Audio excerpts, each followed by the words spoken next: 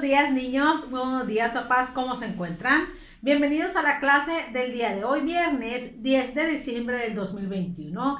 Me da mucho gusto tenerlos en esta última clase de esta semana. A continuación les explicaré el material que ustedes necesitarán para la clase del día de hoy. En su primera actividad necesitarán su guía aplicados porque trabajaremos con la materia de geografía. En su segunda actividad necesitaremos su libro de matemáticas de la SEP porque trabajaremos con esa materia. Y en su tercera actividad trabajaremos con su materia de ciencias naturales y necesitarán su guía aplicados. Por favor, reúnan su material, tengan todo a la mano para que puedan contestar todas sus actividades y no tengan dificultades. Si ustedes tienen alguna duda, pueden contactarme o pueden repetir el video las veces que ustedes quieran para que puedan comprender los temas.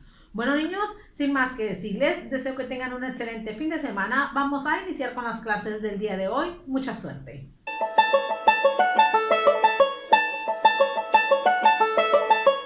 Excelente niños, en esta primera actividad trabajaremos con su materia de geografía con el tema componentes naturales de la Tierra. En esta ocasión vamos a recordar cuáles son los componentes naturales de la Tierra y en qué consisten cada uno de estos.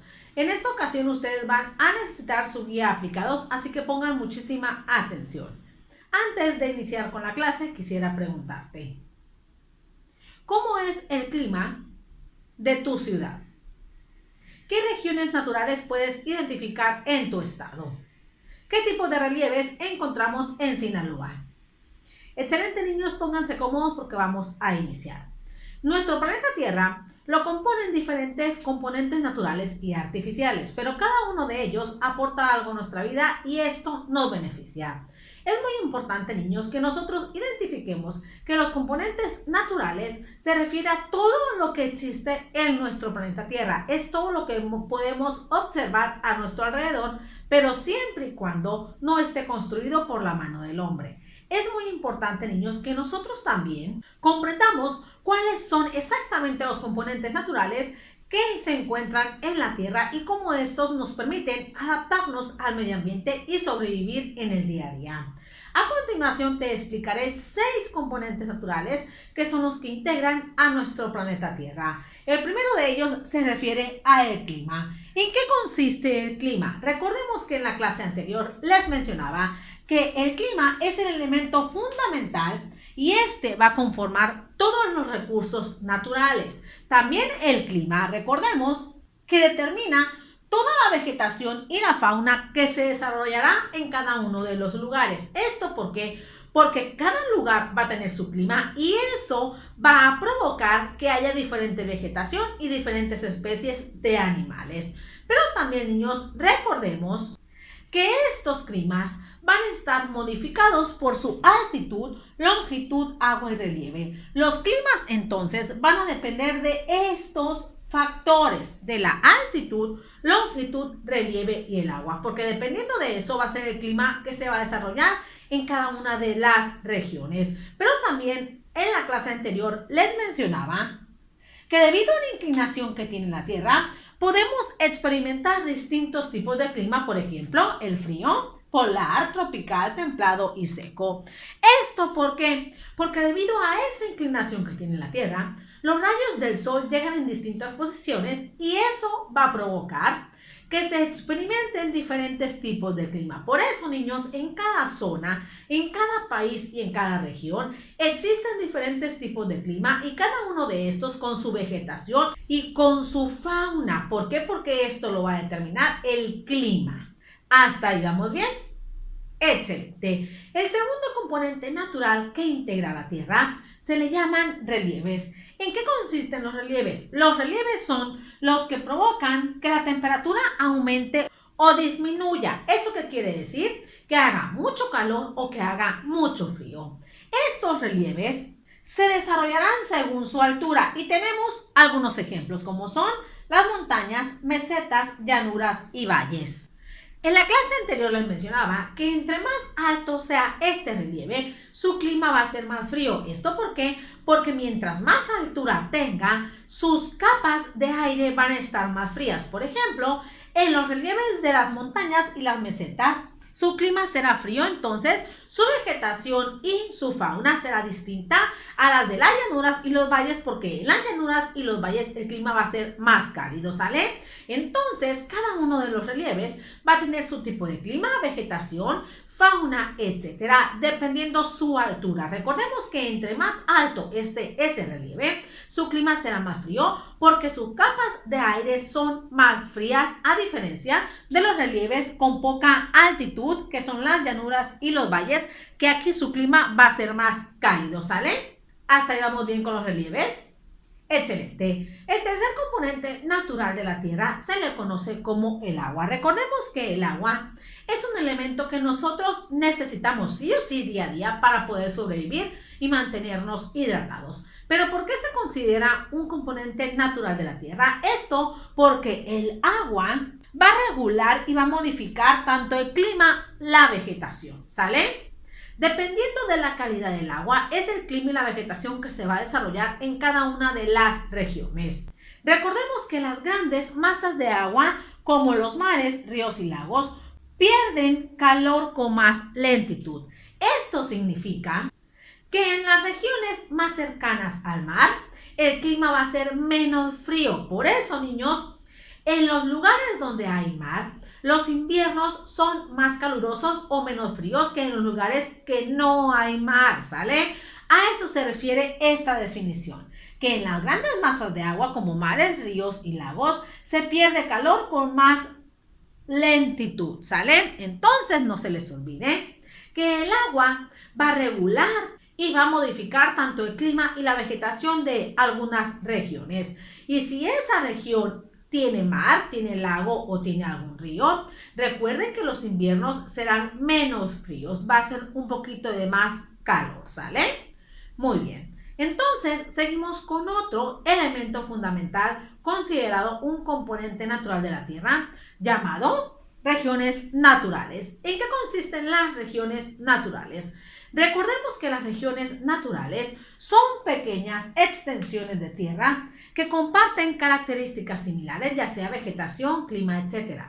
Las regiones naturales pueden abarcar una parte del país o una parte del continente.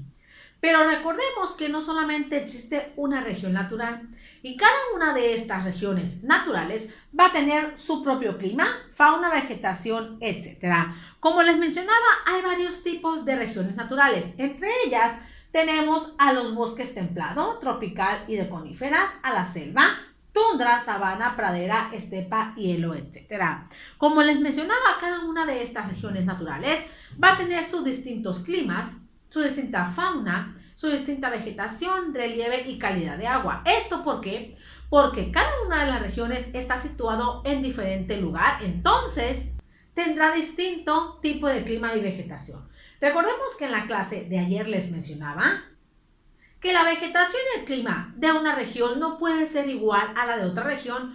¿Por qué? Porque tienen distinta adaptación. Por ejemplo, en el bosque tropical o templado es diferente clima que en la sabana. Entonces, los animales de una región no pueden adaptarse a otra debido a que el clima, a que la vegetación y las especies de animales son distintas. Entonces, les llevaría mucho trabajo adaptarse a otra región natural.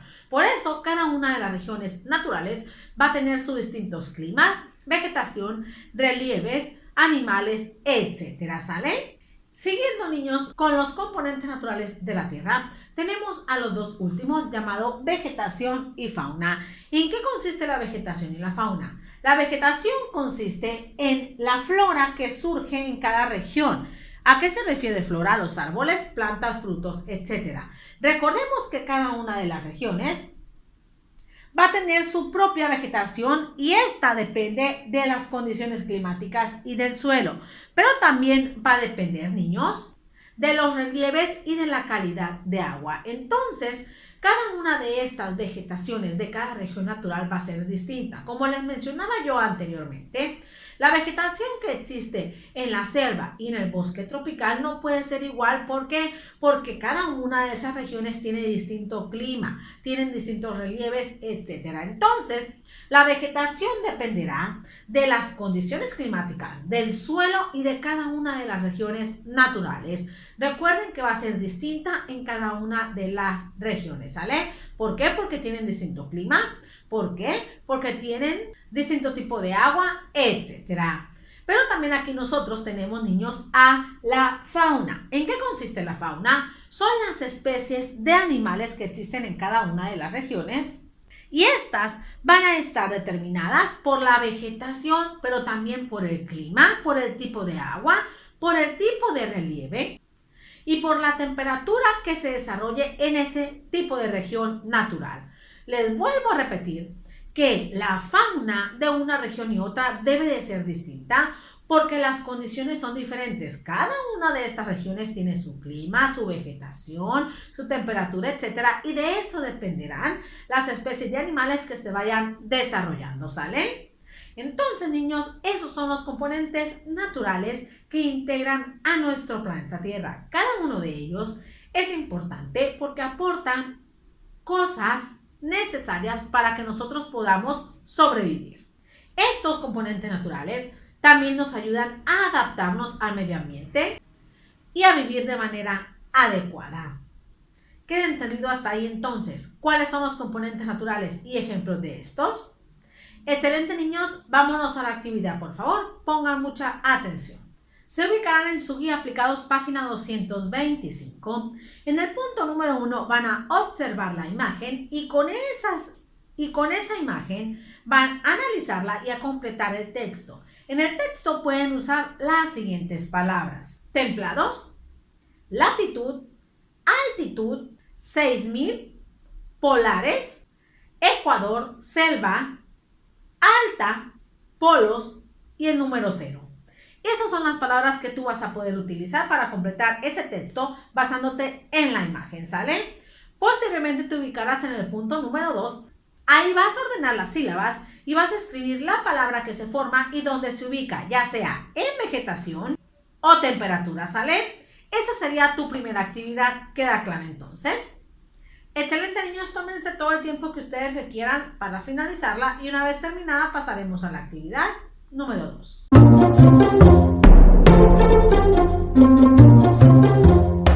Muy bien, niños, vamos a iniciar con su segunda actividad en su materia de matemáticas con el tema ubicación de objetos, imágenes, cuerpos, etc. Para esta actividad ustedes van a necesitar su libro de matemáticas de la SEP. Por favor, hay que estar muy atentos porque este tema lo hemos venido trabajando en varias ocasiones, ¿sale? Antes de iniciar con la actividad quisiera preguntarte, ¿cómo ubicas tú algún lugar, algún objeto o alguna persona que quieres localizar? Te pueden servir las coordenadas alfanuméricas o las coordenadas geográficas.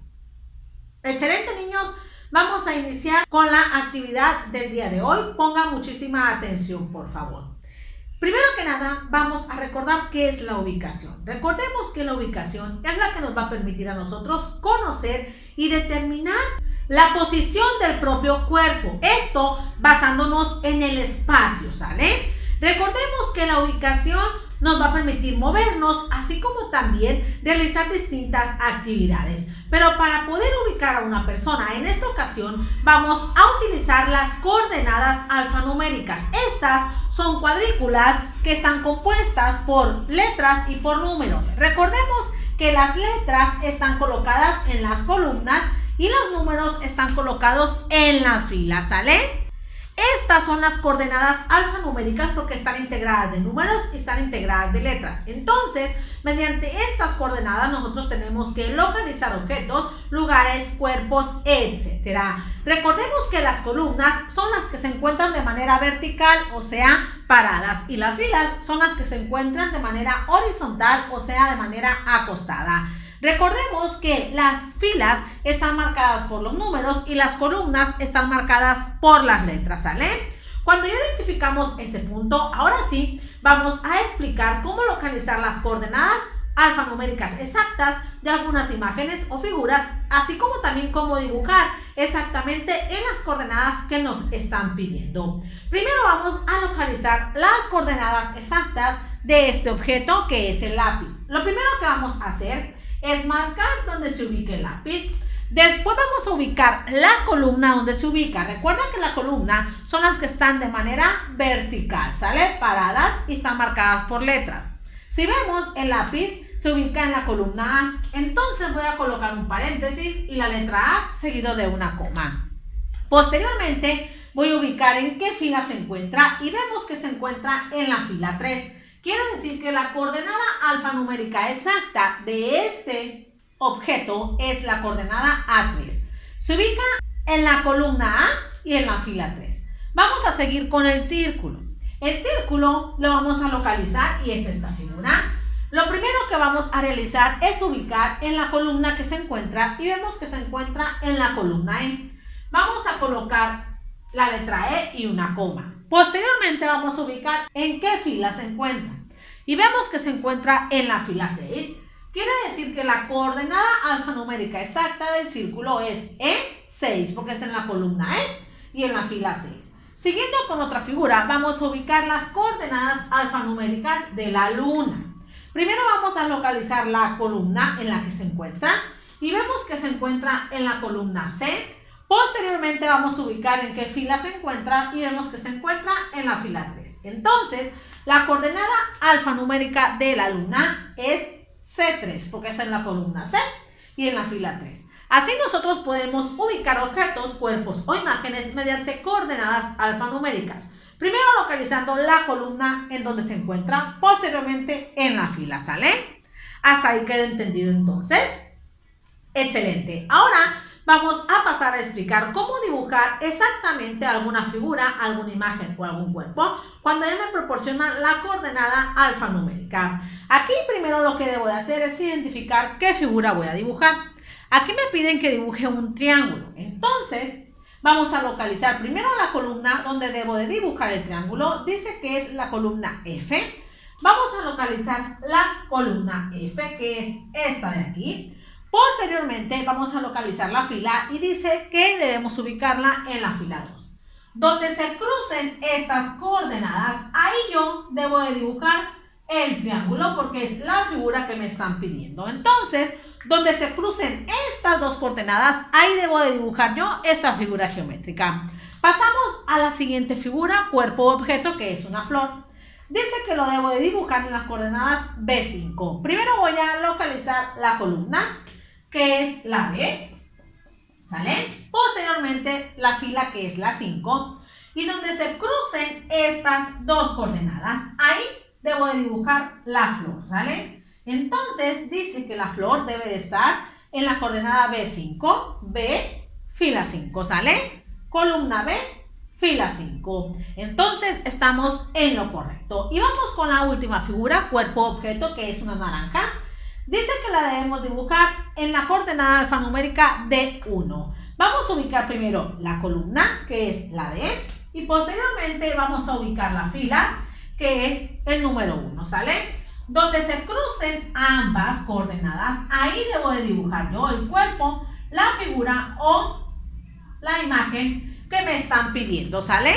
Aquí dice que debe de ser en la coordenada D1, columna D, fila 1, ¿sale? Quiere decir que estamos en lo correcto. Entonces, niños, así ustedes pueden localizar las coordenadas exactas donde se ubican algunos cuerpos, imágenes o figuras y también pueden dibujar exactamente mediante coordenadas alfanuméricas el sitio donde se debe de dibujar cada figura, cada cuerpo o cada imagen, ¿sale? ¿Queda entendido entonces hasta ahí cómo podemos ubicar objetos a partir de coordenadas alfanuméricas? Excelente, niños, vámonos a la actividad, pongan mucha atención por favor. Se ubicarán en su libro de matemáticas de la SEP en la página 26 y 27. Lo que van a realizar ustedes es leer el problema de la página 26 y en la página 27 van a escribir ustedes qué instrucciones le darían a los primos de Daniel para que lleguen al lugar exacto donde les toca estar, ¿sale? Posteriormente tienen que ubicar en ese plano que ahí observan cada una de las personas que ahí les están pidiendo. Deben de marcarlas con una X, ¿sale? Observen muy bien cada una de las instrucciones que les están dando para que puedan localizarlos en el plano. ¿Queda entendido entonces hasta ahí su actividad?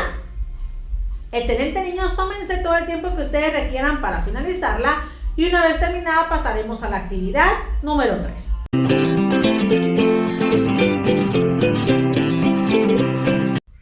Excelente, niños, vamos por su actividad final del día de hoy en su materia de ciencias naturales con el tema cambios en los seres vivos.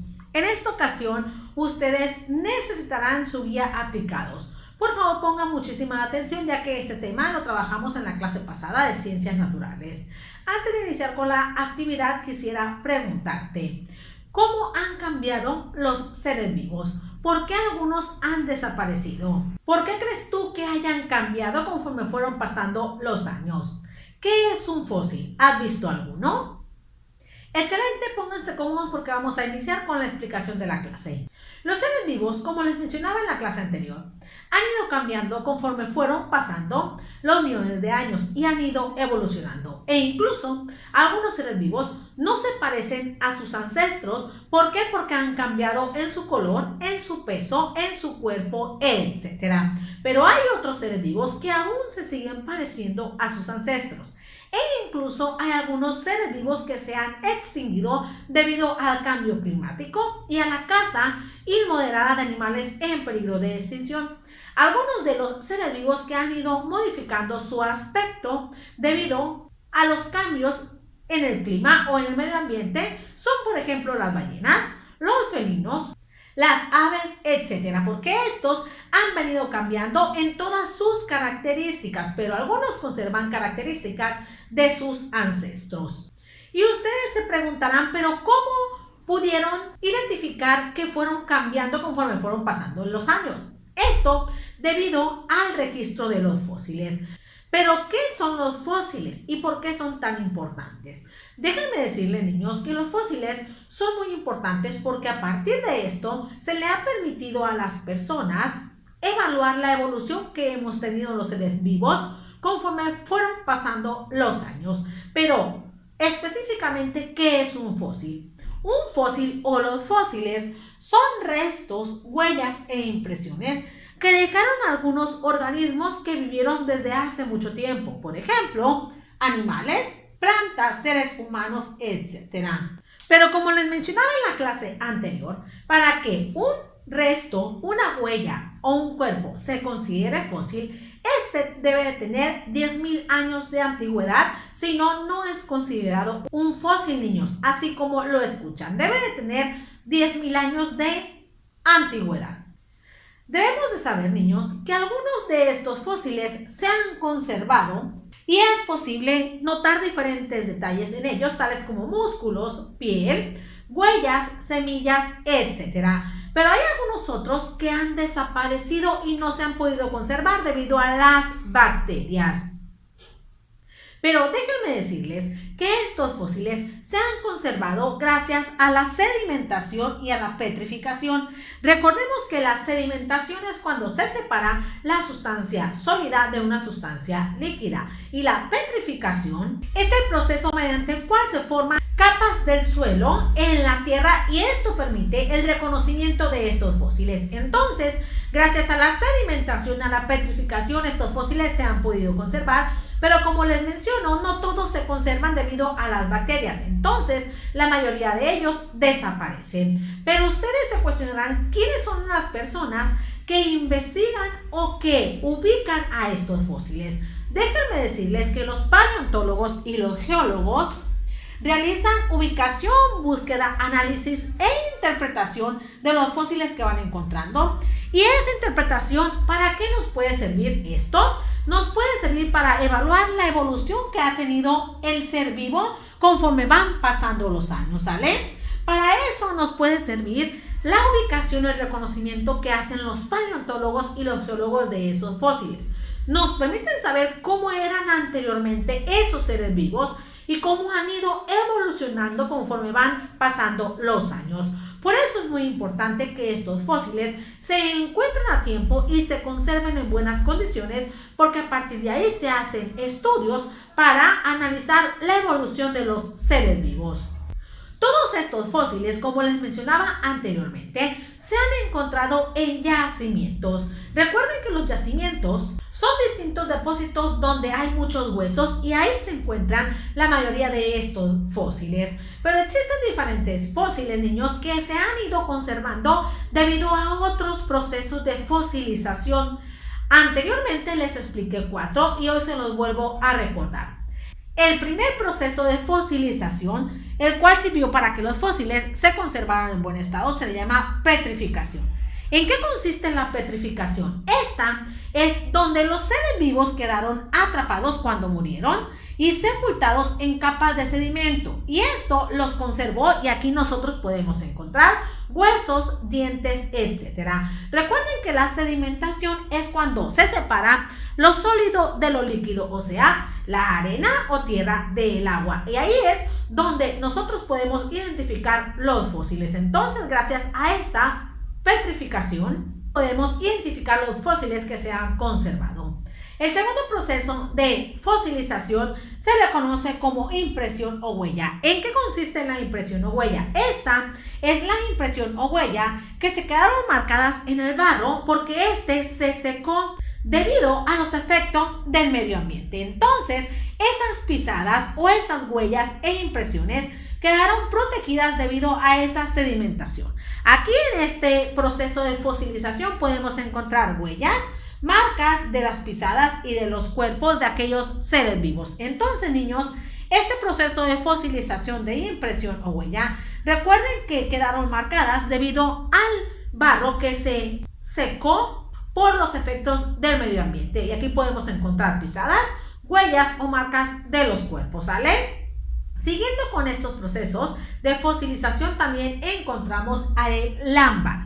¿En qué consiste el proceso del ámbar? Aquí los seres vivos se quedaron atrapados en la resina que escurrió de los árboles. Esto porque esa resina endureció y los atrapó. ¿Pero qué animales quedaron atrapados en esta resina? Pudieron quedar atrapados insectos, plantas e incluso algunos reptiles. Recuerden que se quedaron atrapados en la resina de los árboles. Les mencionaba en la clase anterior que la resina de los árboles es una sustancia transparente que parece como miel, que se obtiene de los árboles y esta se enduró y ahí quedaron atrapados estos seres vivos y eso sirvió para que estos fósiles se conservaran. Y finalmente el último proceso de fosilización se le llama congelación. ¿En qué consiste la congelación? Aquí los seres vivos de distintos tamaños, pero la mayoría grandes, quedaron atrapados en el hielo congelado y eso permitió que se conservaran. Gracias a este proceso de congelación,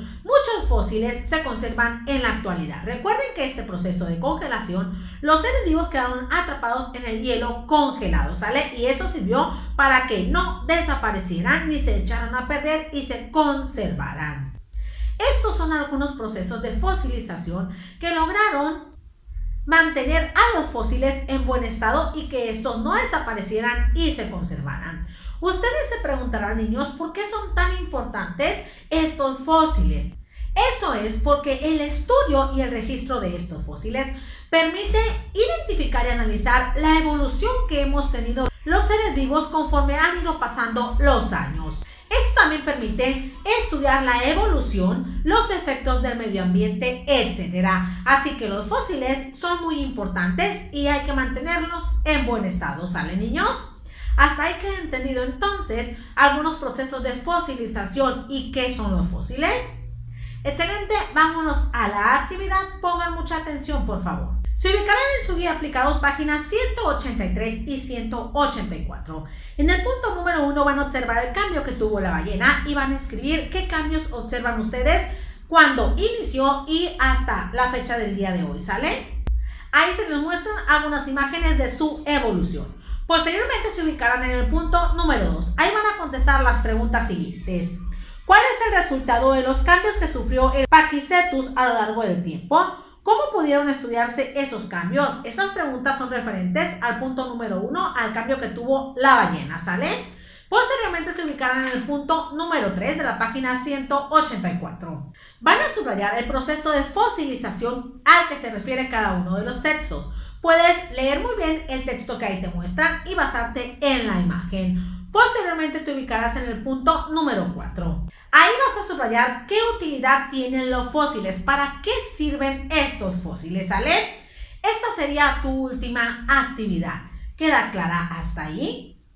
Excelente, niños, tómense todo el tiempo que ustedes requieran para finalizarla. Muy bien, niños, llegaron al final de su clase. Me da mucho gusto tenerlos toda esta semana en clases a distancia. Espero mis explicaciones te sirvan para que puedas realizar todas tus actividades y puedas aprender. Te mando un fuerte abrazo y un beso de parte de tu maestra, que espera verte en la clase del día lunes. Cuídate mucho y que tengas un excelente fin de semana. Bye.